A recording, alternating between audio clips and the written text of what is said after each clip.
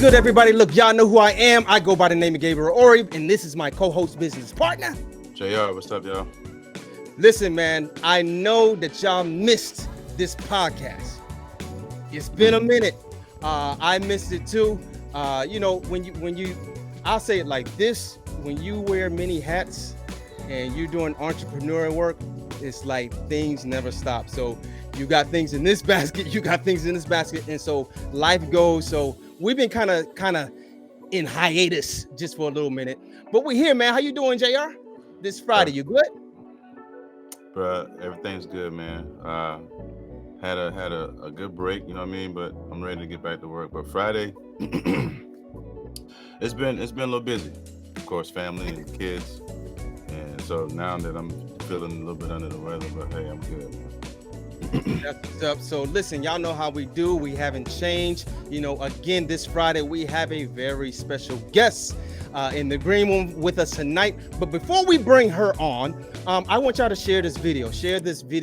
And I want you to tag, people that's into the TV industry, broadcast industry, people that's interested in how that whole dynamic works. People that's in front of the cameras, kind of like we are right now. People that's behind the mics, kind of like we are right now. In any way and capacity that you do it, tag people that's into that industry. Tag people that's wanting to learn, about, just different aspects of the broadcasting industry, because tonight we have a very special guest, and I want to say that I like this one because this is the first time we're introducing a person like this on our podcast. She hails from the great Columbia, the great city of Columbia, South Carolina. That's a sister city, a sister city of Charleston, South Carolina, where we at. That's our sister, that's our cousin, and she is no stranger to being in front of the camera, behind the mics, in the TV, in the broadcast industry. She has a very unique company that she works for, that she's involved with, and I'm gonna let her say what she does and how you can get involved in this. But I'm gonna say we helping each other, right? We helping each other. So listen, I'm bringing on the one, the only. There's no one like this person on earth, Miss Ashlei Stevens. Woo! Forgot my tambourine, but That's all right. What's up, Ashlei? Welcome. Hey, Gabriel, JR, pleasure to be here with you guys. How's it going? Oh man, it's wonderful. It's going great, Miss Ashlei. So listen, I know I gave you just this little lopsided, Rudy poop, like we say in Charleston, introduction, but why don't you introduce yourself in your own way to our platform? Sure thing. Glad to be here. So I'm Ashlei. I'm an independent TV and radio host, voice artist, and event MC. And as you see behind me, these awesome covers are mostly with Black Enterprise. So day to day, I'm a senior multi-platform content producer at Black Enterprise, which is the premier wealth building and financial and business resource for African Americans. Been around more than 50 years, thanks to the brainchild of Mr. Earl Graves, the founder of Black Enterprise, still a Black family-run business. And so in my role as senior multi-platform content producer, I know that's a lot. It basically means I have a really fun job of getting to create content across various platforms. So sometimes we host live events based on, tech or entrepreneurship. I may MC events. I may moderate panels. I do a lot of voiceover work for some of the awards that we give. I do independent voice work as well. I write articles for our website, blackenterprise.com. And I also create social media reels that talk a lot about whatever the story of the day is. Recently, I did one regarding the Fearless Fund, a venture capital fund that a lawsuit has been filed in the court said that, hey, y'all can't grant money exclusively to Black women anymore. It's a Black woman-owned venture capital firm, right? So I'm always kind of putting stories out there on social, doing reels about kind of what's happening in the Black business space. So that's who I am. Wow. So was this something that you always wanted to do when growing up, or definitely being a reporter? I grew up, as you mentioned, in the greater Columbia area. The next county over is Lexington. And I knew I was in theater, I was in chorus, I was in marching band, I did basketball and track. I was always very involved, but I knew a couple things to be true. One, that Jesus is Lord, and two is that I was not good in math and science, but I was great in reading and writing and speaking. So I knew that math, science, they were not my ministry, but I did well with words, with letters, with writing, with speaking. I was a great reader and writer from a very young age. And by the time I got to high school and did a lot of theater, I thought that reporting would be the career avenue for me. There was here in Columbia, one of the news stations, WIS-TV, pretty much the first Black lady I saw on TV news was Carolyn Sawyer. And so I always looked up to her. And also, honestly, Barbara Walters. Barbara Walters is one of the biggest reasons that I wanted to get into news.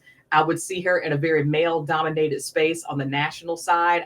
She, for many years, was one of the anchors of ABC's 2020, Hugh Downs and Barbara Walters. I would literally come home every Friday night in middle school and high school to watch 2020. So seeing them and how they covered stories and the different ways of storytelling, like the breaking news versus the more investigative pieces, I was always intrigued. So I did know from high school that I wanted to be a reporter. Wow. Quick question. So I hear you, you're good at reading, or you're more passionate about reading and words. And speaking of words, I heard Black a few times, and I heard you said ministry or Jesus, which we refer to as the kingdom of God. How passionate, because it sounds like you're very passionate, but or how important is it to you to be able to serve our Black community in the way that you're doing right now, and then tie that into ministry? Excellent question. I think, I started my career as just as a general news reporter, right? Shout out to Spartanburg, South Carolina. When I was a student at Winthrop, there was a professor there who encouraged us early on to do internships. And so I actually did an internship starting right after my freshman year at Winthrop at the Herald Journal in Spartanburg. And I went back every summer at the Herald Journal, covering just breaking news, crime, and ultimately education ended up being my beat for a while. So it was always really important to me to kind of to be a voice that knew what was happening on the ground, especially in the education space, to share that with the community. That's your tax dollars at work, right? Building schools, closing schools, safety, crime, leadership, all those things impact our community, especially Black community as well. And the sense of, kind of the ministry need. I've also, I guess, used my comms and speaking skills across various churches at different cities I've lived in. I spent many years, like I said, in Spartanburg, worked on the media ministry there, helped them do a website, long ago. Then I ended up moving into state government for a year, doing education policy for the governor. I wasn't happy, I wasn't healthy, and I bought a one-way ticket to New York, and I moved up there and I stayed for 7 years. And so I was very involved with First Corinthian Baptist Church up there, and I did the media ministry. So we created video announcements, right? So I've been able to thankfully use my voice and comm skills and media skills, whether it was printing a bulletin, doing a website, or literally doing voiceover to read the weekly announcements at church, create video announcements at church.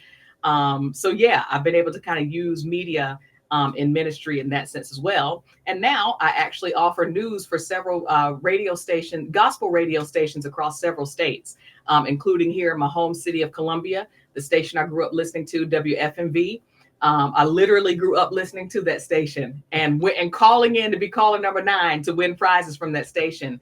And now I'm on the air a couple times a week offering news, several times throughout the day, each day doing their community calendar, other promos for the radio station. So I honestly think that's a privilege and a blessing to be able to get to use my voice for literally radio ministry needs, but specifically in gospel music. So let me guess. I heard speaking, so I'm assuming you also did speaking announcements at church, or have you done any speaking engagements at church? Anything like that? Great question. So for the many years I spent in New York, we were really trying to figure out kind of what worked as the ministry grew. First Corinthian definitely had grown to become definitely the fastest growing, if not the largest or second largest African-American church in Manhattan, like in New York City. At that time. This was the mid 2000s. And so, like I said, we started with a printed bulletin, and then we would do things that would show up on the screen, right? Designing presentations to show on the screen. Then literally I would sit in the balcony and read from a microphone, like read live the announcements. And people would look around and be like, well, I thought that was a recording, right? Because if you have tech issues, you got to be ready to do it live, right? And then we got into a mode of, okay, let's try something different called Live in 5, where we would literally do like a newscast. So here's the top 5, in 5 minutes, here's the top things you need to know that are happening at church for the upcoming week, right? Wow. So in terms of other speaking engagements, I do a lot of speaking with youth. I spent much of my career, even though obviously I've been independent TV, radio host, much of my day job career after reporting was spent at UNCF, United Negro College Fund. I'm blessed to have been connected with UNCF because I still am connected to UNCF. I have a passion for helping minority students make it to and through college. So I actually travel the country to speak to young people, high school students, about preparing for college, and then college and HBCU students about preparing for career and what that means. So I do speak to youth across the country several times a year, in that regard. And then I also MC live events. So I do a lot of fundraisers, particularly for HBCUs galas. I always host South Carolina State's annual fundraising gala and MC that event. The whole goal again is to raise scholarship funds for students to be able to make it through school. Wow. You do have a radio ready voice, and because you sound like it when you talk, I can tell like, oh, this is radio. Like, just is.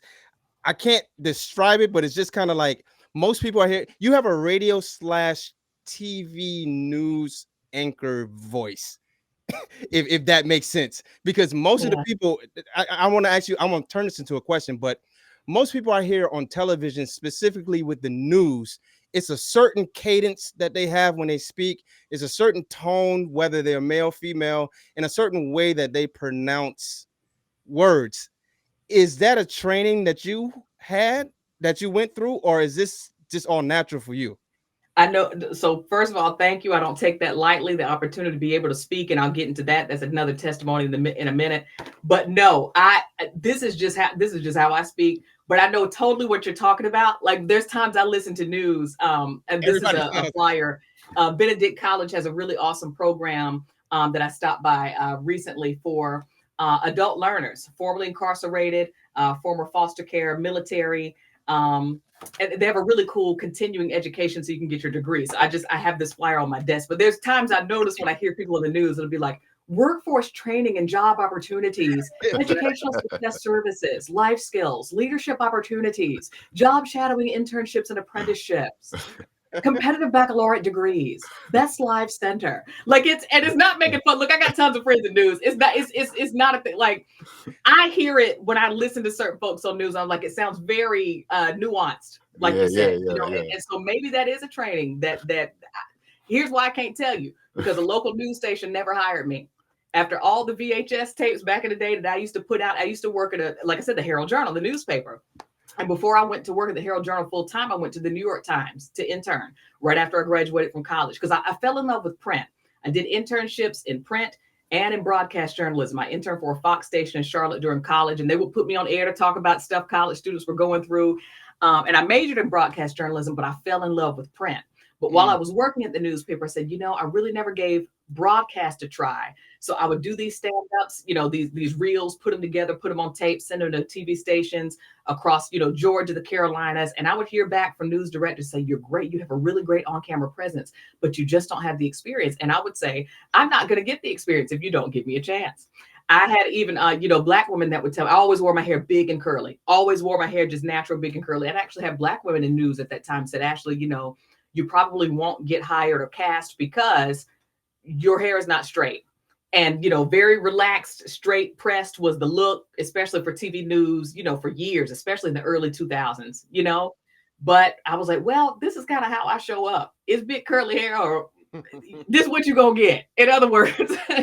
So long story short, I never actually landed any local TV news jobs, because maybe I would have learned more about how they are trained to speak on air, how they are trained to read news and read teleprompters.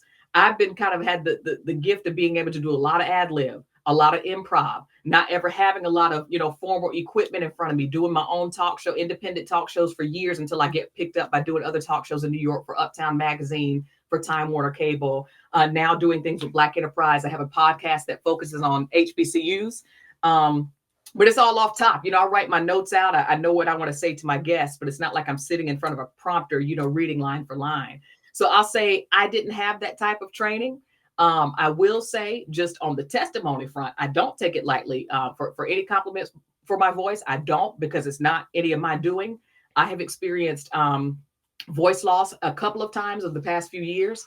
The first time was in 2018. I was living in DC at the time, and I had a bad bout with strep throat. Didn't even think adults could get strep throat. And a coworker, I remember him saying, yeah, my child was sick and had strep. Like, I think I picked it up somehow from work or whatnot. So after about 2 weeks of, the pain and the strep dissipating, my voice just didn't come back. 3 weeks later, voice ain't come back. 4 weeks later, still can't talk. 5 weeks later, and I'm going to a local ENT in DC every week, and he's just stumped. Like, he's just like, I don't even know why. When I say nothing was coming out, nothing was coming out. I would go to local pharmacy or grocery store. I have to write notes down. People would try to speak to me in sign language because they thought I was deaf. My voice was gone for a solid 2 months, the summer of 2018, until I finally got in to see a top vocal specialist in DC who said I had a rare form of acid reflux. And so every morning I was putting orange juice in my spinach smoothies. That's what was taking my voice out. So long story short, I had to completely revamp my diet. To this day, no acid, no acidic, drinks, foods. And ultimately my voice came back. And I've experienced it a few more times too, acid related issues. But during those times, God had always reminded me, like, look, you can't talk to anybody right now, but you can hear from me. And that every time I experienced voice loss, every time without fail, he granted me a greater opportunity than what I had before. Especially those times, like weeks or months that I couldn't say anything. I'd have to go to vocal training just to be able to start sounding things out again because I could not talk. So I don't take it lightly or for granted. One, to be able to, the physiology of like just being able to speak. And then two, having a voice that, resonates, that people, enjoy hearing, that I can use to impact in so many different ways, whether TV, radio, speaking to young people, MC at events, fundraising for colleges, whatever it is. So speaking of voice loss, would you say this is one of your biggest challenges within your career, or was it something else besides that? Talking about challenges, voice loss, you said? Yes. Yeah. Speaking, I know you had a voice loss. I know that can be challenging too, but was there any other challenges? Voice loss was definitely a big one because I do professional voice work for national commercials, corporate things. Like I said, a lot of award shows, people would reach out, especially things for work. And there were times or people would reach out to speak and I just had to let it pass. I mean, if there was nothing physically I could do, there was nothing physically I could do. And the worst thing you can do when you're down and out, no matter like what it is, like physically, you can't strain, like you can't push yourself or you're going to make it worse. Like I had to naturally like allow my voice to come back. So yeah, that was a big challenge for my career, right? Just thinking of, I use my voice and I didn't always have access to it, right? And that could be frustrating as well. The good thing was, I'll say God saving grace, I always had usually my daytime work, prior to even being at Black Enterprise. I usually worked in communications or media relations. So I could still type, write, do emails, join me. There were still other things I could do. If they saw me on the meeting, they just knew I couldn't talk. But so that's one professional challenge. I think the biggest personally has been, I have a chronic illness called endometriosis. I think about 1 in 10 women suffer from endometriosis, but on average, it takes 7 to 10 years for women to get diagnosed because it's not diagnosed correctly. And it takes Black women even longer. For me, it took about 25 years to get an accurate diagnosis for endometriosis. So I went many, many years, childhood, young adulthood, all my teens, entering college even, with debilitating menstrual cycles, but other pain, other times of the month as well, with bad migraines, joint pain. Even now, admittedly, my fatigue is sometimes so bad that there are times I physically am just immobile for days at a time, and I have a hard time getting out of bed. And a lot of people don't know that. And I push through, when I have an assignment, it's like, there's been times I've been on assignments and someone will say, well, you have all this energy, Ashley, calm down. And I take offense to that because I try to do I literally work ahead and do as much as I can when I feel up to it, because genuinely I may not know from one day or 1 week to the next if I'm going to have downtime and my body's like, nope, you know, and I have to just be still and just allow my body to literally naturally recharge until I feel well enough to do things again. So if that means pre-taping things like pre-taping news, doing some evergreen segments that I can repeat for radio news, doing voiceover for some things for work instead of always appearing on video. Like I have to find ways to be adaptable. And I think that's been the biggest thing is I was misdiagnosed for so long. I've had so many surgeries, literally just to have a pretty functioning, just quality of life day to day. And my heart goes out to, I'll share this. There's a beautiful sister in Africa named Jambi. Jambi passed at the top of June of this year, at age 38. And she was a globally known advocate for endometriosis who, that she shared in her continent, there were no endometriosis specialists. I think something that I've learned to appreciate and have gratitude for, and hearing her story over the years, is that no matter how bad I think my situation is, no matter how often I'm in pain or physically, you know, can't move, or have to have my parents to help me do things like make food, make a meal, just help me get up and sit up, I have access to quality healthcare in America. And I do not take that lightly.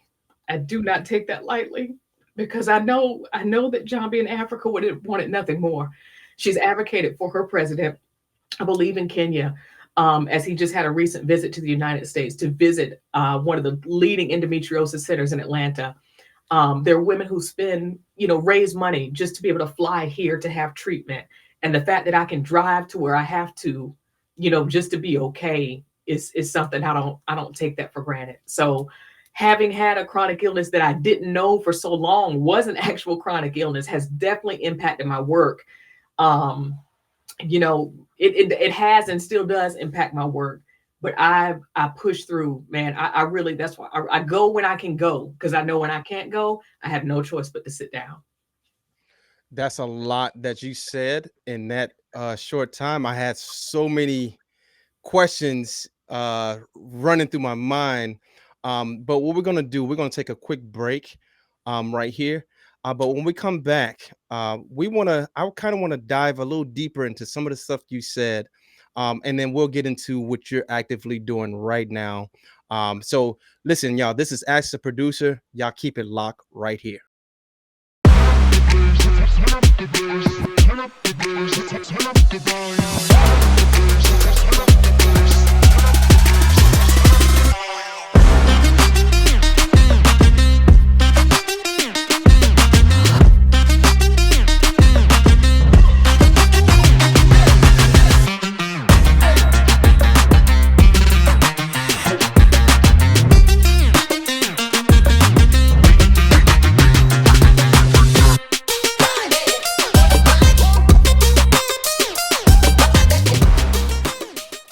What's good, everybody? So look, y'all know who I am, but for those who don't know, I go by the name of Gabriel Ori. And listen, this is my co-host business partner. JR, what's up, y'all?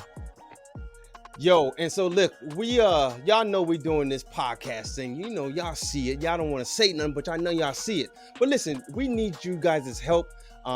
We want to invite you guys to be a part of this platform, you know, and it takes sponsors, it takes willing vessels, people to kind of put the word out there, spread the word, help us get this thing out. So that's our thing. Help us get this podcast out. We've been getting a lot of reviews of people telling us how good the pod is and how much they like it and how it impacts their lives. And we want to impact more lives. So why don't you do us a favor, man? Just join up, click this link, join up with us, partner with us so that we can get this out to more people. JR, and not only that, if you like what you see, you can help promote us freely. Just share it to your friends, your neighbors, through text messages, social media, and just tell the world about what we got going on here, because look, we want to bring all the producers on here. Look, it's not about music, it's about people who just doing great things in their community, and we want to highlight their producing skills. So it takes you guys to help us to get there. So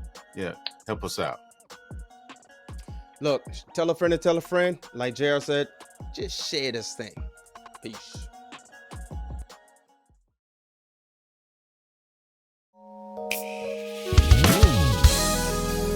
Welcome to In His Voice on a new network. I'm your host, Ashlei Stevens. You know, we often hear about what men do for a living, but on this show, we focus on what they do to create a meaningful life. Reginald Cunningham, also known as Kid Noble.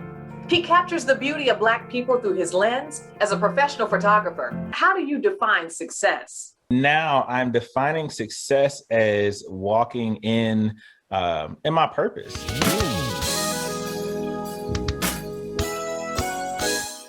And we're back. So listen, y'all, we've been rocking here with Miss Ashlei Stevens, and she's been dropping so many nuggets. I mean, it's hard. Y'all gonna have to rewind this, replay it, listen to it 7 times, pick up what she's been putting down. It's a lot of information that she kind of summarized, in that short time. What I want to ask you, Ashlei, is, given the fact that you seem to have had these setbacks and these challenges, and you seem to be a voice and an advocate, and you're so well structured at what you do, and I can tell that you are educated. When the challenges were coming your way, even from a younger person, like how, because you here right now. Earlier you said, hey, I used to rock an afro, and now I see you got to relax. So no, this is just a flat iron. As soon as this stuff get wet, these edges curling, right? No. No relaxer here. It is going to slam back up in due time, because we're in the summer. So how your hair jumps back up, and says, I'm gonna be naturally, authentically me. How did you, because you're still here, how did you manage to jump back up and say, I'm going to be authentically who God created me to be? Because you're here, you're telling the story now, but this had to be real, when you were going through it. How did you navigate that in your mind? And did you have a support system, when things like that happens to you? Yeah, I'll say, going back to, again, if I think about, like I said, starting my reporting career, in Spartanburg, and shout out to all the folks at the Herald Journal. I'm told they have just recently demolished the Herald Journal building, the original newspaper building that was really historic to downtown Spartanburg. And because who knew? We didn't know in the late 90s, early 2000s, who thought that a print newspaper like print journalism was gonna ultimately phase on out, right? And that everything would be digital, So I think kind of with that same vein of things have to evolve. I have felt that way in my own professional journey as well. But think at the root of it, I still was always about, I said, Lord, whatever happens in my career, above all, I want to be credible. I want to be credible. That's being credible was something that meant a lot to me from start my reporting career until now. Because if you think about it, the blessing and the curse of our beloved social media reporters and our TikTok journalists and whatnot, right? These are people that have just found information somewhere and just decided to get up online and spout it out. You don't know tell me when they got their journalism degree, right? Tell me, you see what I'm saying? Where have they built up credibility besides? And it's not diminishing. Some of those people make great money on TikTok, but again, you're not a verified, like, quote, news organization. And even some of today's news organizations, they're very editorialized and do a lot of commentary. And I always kind of wanted to take myself out of it. Like, let me just give you what's going on. You make your own ideas about it. So the authenticity to me in that way was sticking true to just being a news journalist, point blank and period, without a lot of the commentary, right? The second was, I guess, just showing up as a Black woman, especially from the South in this space. I would have people tell me, which I think is a good thing. They always said, wow, I never, especially when I moved to New York, they said, I didn't know you were from the South. You don't have a Southern accent. Like, you don't sound like you're from the South. I didn't know how to take it as a compliment or what, but it's just, I guess it is just what it is. Just like all the years I spent in New York, no one ever said, oh, you sound like you lived in New York, right? So I show up as I show up. Like I said, at the time when I was sending out, like I said, back when the reels and the VHS tapes to get on local broadcast news, and with my big curly hair, and it wasn't happening. Years later, there was a national audition for a show for Time Warner Cable at the time called Born to Shine. And they were selecting 4 talk show hosts from across the country to host this arts and entertainment show focused on African Americans. So some of our guests at the time were Stephen A. Smith, the model Tyson Beckford, Rotman Dunbar, the actor. I got to interview Neo, the singer Estelle, actress Kim Fields. So we focused on African Americans in the entertainment industry. And I was one of 4 that were selected from a nationwide search, thousands of people for this competition. And I came in there with my big curly hair. And when it was time to start filming, we actually filmed at the studio, 106 in Park in New York. And when it was time to start filming, I guess they had an idea of the different looks that they wanted for the 4 of us. There was a young man, there was a young lady who had the cutest crop, just natural fro. There was another young lady, a beautiful sister from California, who wore these long beach type waves. And then there was me with my big hair. They took me to a stylist who gave me this. So I had never had like a real sew-in like that with all this long hair. And when I went into the auditions, when I went into rehearsal the next day, literally the acting coach and the other 3 hosts said, well, where's Ashley? And I said, I'm right here. But they didn't recognize me because I looked so different. And how about that next day I told her to take the hair out, and I had the biggest, prettiest fro that I got to wear on air. Because that's how I wanted to show up. Like, that's not like people know me with having big hair. That's how I want to show up. I've learned over time, especially as I've gotten older. And again, dealing with health challenges, you got to do what's going to be comfortable for you too, and what you can maintain, right? So if that's wigs, weaves, wearing it flat iron for a little bit before you put it back out. But you got to do what's comfortable for you as you grow and as you evolve. I know that was the most long-winded answer to the question. You good? So I'm you good, Rev? You good, Reverend? but now listen, I want to know something, because hearing you talk about that, what you just said just now, I think this is the second or third time that I heard, especially when you, in regards to your hair, somebody wants to change it, and it's kind of like, hey, this look will be the look. How does that make you feel, especially being an MC and being, involved in everything that you're involved in? How does that make you feel that it's kind of like, hey, the way you look can either make or break as far as getting into this career, this industry, this, that, and the third? Because people, especially people that's aspiring to do that, I'll give you an example. Like, if you want to be a hip hop artist, I'm just throwing this out there. Well, there's a certain look that people feel that comes with that, And so if I want to appease a generation, then I got to do certain things. I got to sag my pants. I got to, talk a certain way. And it's almost like you're faking, like, hey, you acting to try to do that. Like, so how does that make you feel? Hey, we got to dress you this way. We got to put your hair this way. And you got to, kind of do it this way to be able to be in this particular club. Great question. And I see what you mean. I especially think of that particularly in certain aspects of entertainment, like, music, like you said, hip hop, R&B. I think of like, there's just like this one look now, like all women look the same shape, same long weave, same BBL. It's just like, I'm about to say BBL, everybody. Not a lot of originality or creativity, unless, again, I think it breaks down to raw talent. Rhapsody is one of the most gifted rapper. Like, you think about a sister like her, right? Who probably doesn't get the shine that she could and she should, because she doesn't take off clothes, because she doesn't, she's not like some of our other mainstream rapper sisters, right? You know what I'm saying? I don't know that I ever felt a need to do that, especially because I always knew that if it didn't align with, if I ain't gonna go to sleep feeling good about it or wake up feeling good about it, then I don't need to do it. Especially in terms of the type of content that I share too. There's been times, and I can't think of specifics now, but I know there's been times that I wasn't comfortable either talking about, covering something or talking about something. I was like, I'm gonna leave that alone, either let it die down or let somebody else do it. Even in terms of emceeing certain things, like, if it's not something I'm gonna be comfortable with, I'm just not gonna do it. I guess my lane is different because I did a lot of independent stuff to get where I am now, to where I thankfully am full time for a Black owned organization. That means a lot to me because I always had an interest to share Black interest news. And I thankfully get to do that in my day to day and independently as well. So,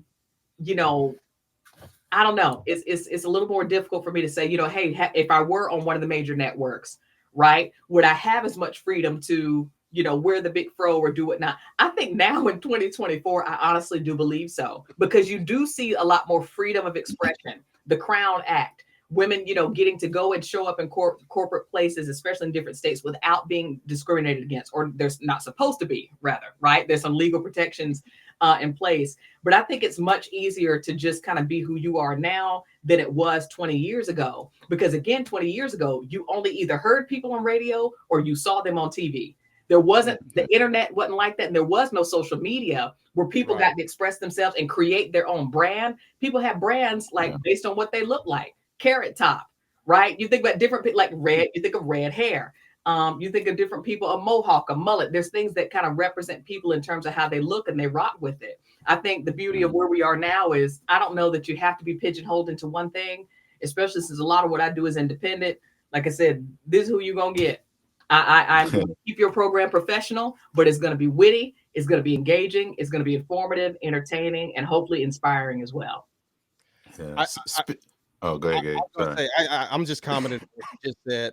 I think you hit the nail on the head when you say independent, because when you're independent, you're not depending on a major network or anybody else. You might be dependent on certain people, but it's not like you're connected to like this big conglomerate network that, hey man, we can decide what we're going to give you. We're going to decide what you're going to do for us. So I think kind of what you're saying is kind of like in today's time, a lot more people are kind of seeing the idea of being more independent.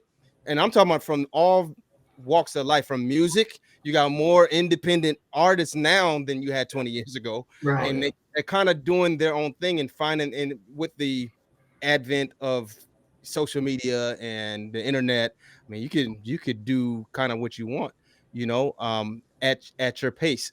But go ahead, JR. I didn't mean to cut you off. I was just No, you're fine. I wanted to change lane a little bit, but I know you mentioned something about news, and I think I saw you on CNN one time. Can you tell us a little about that? That was dope to see you, someone I knew from college, on the mainstream media, talking about, black culture. So tell us a little about that. Yeah. So I guess to again, backtracking to having started as a print journalist, but wanting to move into broadcast. Like I said, I ended up moving, quit my job, moving to New York to pursue my dreams of hosting a talk show. And I did that. I did that independently with my own talk show, DPVN. We cover arts and entertainment, independent, Black, musicians, actors, filmmakers, directors, whatnot. That was my independent work when I had no job when I moved to New York. But I had to find a day job. And that ended up being UNCF, right? And a lot of that work was communications and media relations. So I say that from there, my day job work as an independent TV and radio host would end up being in comms and media relations. So from UNCF, I then was co-director of media relations for the 2020 census. And then for a professional organization that represented federal government contractors.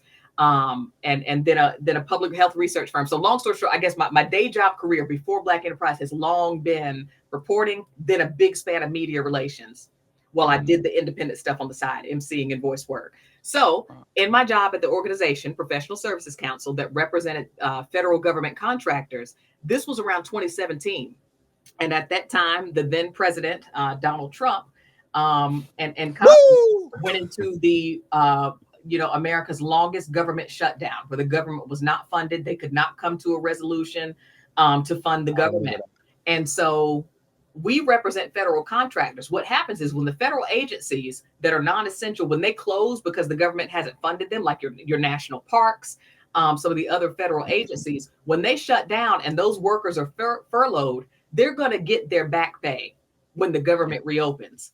Federal contractors, there are hundreds of contractor companies who do the same work as an employee, but they're paid by their private company. They're not going to get back pay. So my organization at the time, we were advocating for the contractor. We were advocating for legislation to say, let's make sure these folks get back pay. They work side by side with the federal agency employees, but they're always going to be shortchanged. And when you have a whole shutdown that's lasted weeks upon weeks, they're really missing out on money, meals, small businesses are closed, and talk about Black and brown people being hurt, especially contractors maybe who are at the lower level of employment, like janitorial services. If they're not working, they're not getting back pay, that can be detrimental to them feeding their families, right? So one day we were getting media requests from literally from all over the world because that government shutdown was just that historic. One day, got an email from Don Lemon's producer at CNN who said, hey, we want someone from the Professional Services Council to come in and talk about the government shutdown and what it means for contractors. I went into my VP at the time. I said, hey, CNN, Don Lemon wants to talk tonight at 11:30 p.m. He said, I have all confidence you can do it. Because this was really a really ask for him or the CEO. And they sent me on, and I went that night, same night they asked. Again, had my big curly fro, some gold hoops. Girlfriend, shout out to Jennifer. She did my makeup, and I went on the air with Don Lemon to talk about the shutdown. So that was the result of getting my day job in media relations, but that ended up on a national platform. I thought was really cool. And actually, that spring, I was invited to the White House press dinner, the correspondence dinner, which was really, really, really cool. And I got to see Don and they invited me to a brunch and got to meet all the other folks from CNN. That was really, really cool. So wow. Yeah. Nice. You know what? I need to see you with your fro or your curly hair. I mean, but what you got right now, it's popping to me. I appreciate it's rich and black. You know, I like it. And speaking of black, you are with the Black Enterprise. Yes. Tell us about that company. Tell us about, what you do with the Black Enterprise. I just like the word black in there. Go ahead. Yeah, black. Like I said, up here, we have Earl Graves, the visionary. Earl Graves really was when we say visionary, it's not an understatement. I guess it was around 1970. Yeah, I think around 1970. He had initially begun what was like a newsletter with financial information that ultimately became the magazine. And again, it's the premier destination for business, entrepreneurship, and wealth building information and resources for Black people. So on another cover, here's Larry Fishburne. Here is Miss Jessie's. Yes, one of my beautiful sisters from Miss Jessie's, Miko Branch, to talk about her business, hair care, film industry. I have another old cover that has, Pastor T.D. Jakes and some other, men in ministry, but it was always a big deal to be on the coveted cover of Black Enterprise, because that means you were at the top of your industry, no matter what that was, across the spectrum of Black business. So again, things have changed. Print is not what it used to be. So we're in a digital world now, right? So our articles are found now on blackenterprise.com. We host events across the year that give people, helpful information and resources on either starting your own business and or moving up the corporate ladder, or for women, advancing them in tech. I helped to co-lead an event for HBCU students, a coding competition, a hackathon, where the whole goal is to invite tech companies to watch these students, these brilliant computer science and computer engineering students, code and solve a problem, like with a mobile app that create. And they get hired on the spot. They get hired, for jobs and internships. So we really do a lot to not just put information out there, but just to empower the communities that we're in as well. That listen, you are your own enterprise, like whatever that looks like, whatever that is. So make sure you're making money, and not just for you, but it's all about generational wealth, for your family, creating wealth for the long run as well. Now I take it you strike me as a person also that you wear a lot of hats and you can manage a lot of things at the same time. So managing all of those different things and wearing that many hats, I know it takes a lot of your time to do that. How do you stay connected with like your family, your loved ones in a fast-paced market like that? Great question. Great question. I think one thing I noticed and really realized during the pandemic is that there's nothing more important than being close to your family and your loved ones. I was in DC at the time. When I say everything shut down, everything shut down. I'll never forget. I considered March 13th, 2020. I consider that, D-Day of sorts, because that's when the schools closed. Like I said, from that moment on, we didn't go to church for 2 years. I mean, when I say everything closed, everything closed. The only place I was going was the grocery store. And because it was still spring and summer, I could walk outside, do my exercise in the neighborhood, but you weren't socializing at all, at least not in DC. I don't know what was happening in the South at the time. But we were so, nervous and paranoid, like no one really knew how COVID was moving at that time. I was hesitant to see my parents as they got older. And I didn't want to get them sick. But after I spent a year, if you spend a year in the house by yourself, you realize very quickly, if you're a social person, that I couldn't do it. I just, after, by the end of 2020, I said, okay, if thankfully I'm allowed, because I had a, comms media relations role.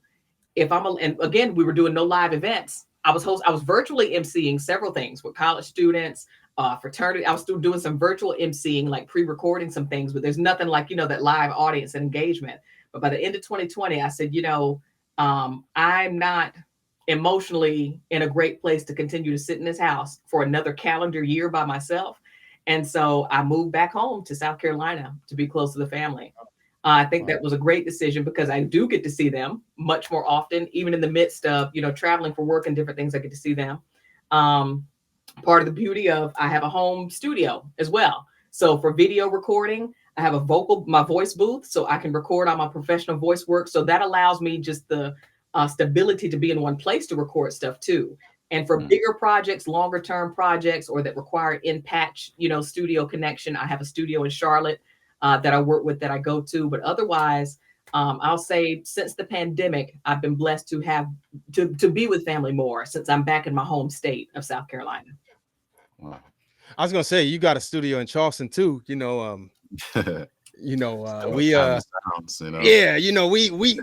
do studio work, and we'll get you sounding real. You got the talent, we got the equipment. This is good to know. This is actually good to know. So how would you encourage an inspiring person, a younger person that wanted to get into the broadcasting field, that wanted to kind of aim in that space, kind of where you are? How would you encourage them to go about it? Great question. And I often do, lend advice to current college students, recent college grads that are still exploring kind of what they want to do in the media, communications, broadcasting space. And I tell young people, something that you had that I did not have is this right here, right? There you go. You have a phone, and you, at the time, I mean, now you also have social media. So I feel like everything you want to do is literally at your fingertips, right? Because you can create your own. Back in the early 2000s, I was having to wait on a local news station to deny me because either I didn't have the talent, or they didn't have space, or my hair was too curly. Like whatever the reason was, I had to wait on somebody to tell me no. Because at that time, I didn't have quite the platform to distribute my own content, and say, bump all this, I'm going to do it myself. Yeah. Right. So it wasn't until I moved to New York, I met a cousin who happened to have a website and had video equipment. We started going out. We started getting invited to red carpet. Then I got to interview Fred Hammond, like my all-time favorite, music artist, right? We would get invited places, and he would edit, and we would put it up on the website. Again, there was still no Instagram back then. This was the mid-2000s. There was no Instagram yet. It was just coming about a few years later. But I say that to say we at least had a platform to distribute via the website, right? So now for young people, a couple things. The first is, if you are in college or looking to go to college, internships are going to be the most important thing that you do. You will find out what you like and or what you don't like by doing an internship. See it all the way through. If they don't pay, ask if they can pay, or find other ways to make the sacrifice, because sometimes it is worth being where you are to get the experience, right? Just to get in the door. So internships are key. 2, again, networking, making connections, either with professors, peers, alum. There's Winthrop alum I hear from. There's Winthrop alum I reach out to that have been beneficial for me, in moving forward to where I am. So, make the most of your network. LinkedIn is also your friend. Even if you're in college, I tell college students, start your LinkedIn profile now. You are not too young, even if you don't have a professional job or title yet. Being a student is a profession in itself, because it's all about learning. So, and then the third thing is start where you are. There is no reason and no excuse for any young person right now, whatever your passion is, to just get started. Even if it's like, if you say, okay, if I commit to once a month, a 30-minute podcast, or once a week, a 5-minute update. Like, there's students that are interested in sports. Okay, so go ahead and give me the rundown of everything that happened at Coastal Carolina this week. What did the softball team do? What about soccer? What about basketball? It can just be stats. You can read it from the school newspaper, right? Like, just start with existing content. Then for the students and young people that say, well, I don't know where to start, I don't know what I'm interested in, I say, go to your Instagram Explore page. When you go to your Instagram Explore page, that's going to show you where you're spending most of your time.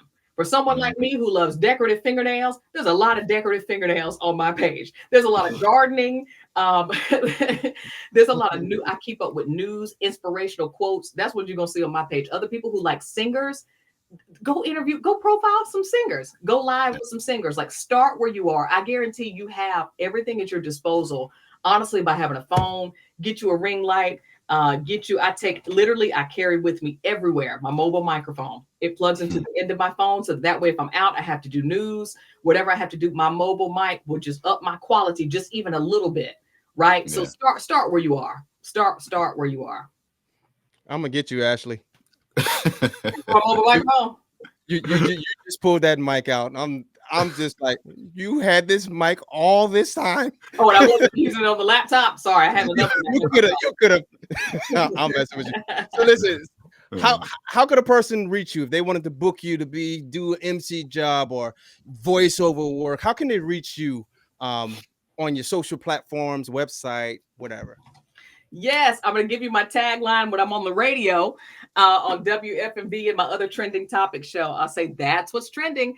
Folks can find me on social media, Ashlei Stevens, ASHLEI, or on my website at ashley.net.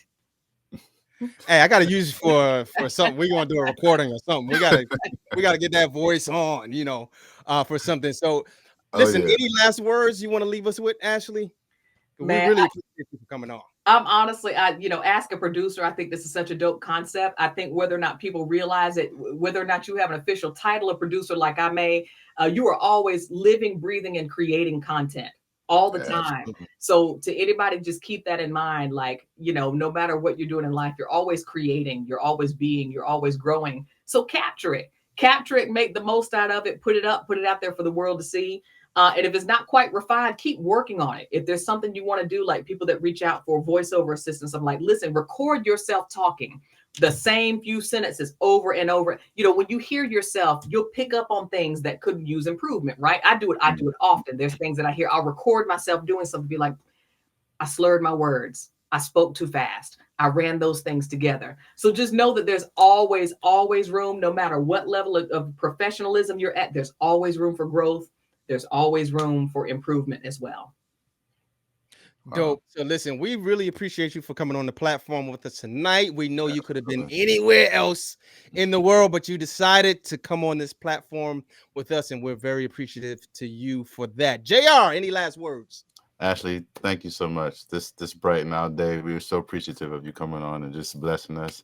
And we're going to keep you in prayer too, that you continue on and God continue to flourish your life and take you all over the world and just be a blessing to so many people and use your gift on major platforms. So thank you so much. I appreciate that. Hey, thank you so much, JR. It's good to catch up with you. Thank you, Gabriel. And on that note, I'm remiss in mentioning there's a group, a very, very, very supportive group that I'm honored to be a board member of, that we do advocate for Black women who have endometriosis. Endo Black Incorporated. You can find us at endoblack.org, endoblack.org.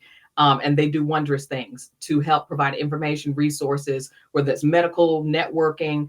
We do a lot of programs in the community for young ladies and women who just need period products, right? Just different things. But I'm very grateful for Endo Black and that support group of women, in addition to just very, very supportive friends and family who have helped push me through, especially just physically with support, and also prayer has gotten me through. So I'm just grateful I'm literally and thankful to get to do what I love to do every single day. And I don't take that lightly. Thank y'all so much for having me. Thank you so much. And it shows definitely. So guys, listen, y'all follow her on her social platforms. Endo Black, you can see it right now on the bottom of the screen. We'll have it there.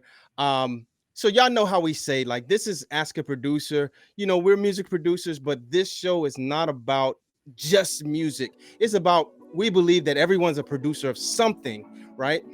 We just hope that you're not producing hell on earth. We like to bring people on that's producing the positive things, that's growing in their field, that can lend a helping hand to someone else who's coming up, because that's what we're here to do. So again, I go by the name of Gabriel Ori. This is JR Johnson. And listen, y'all been rocking with Ask a Producer. We'll see y'all on the next one.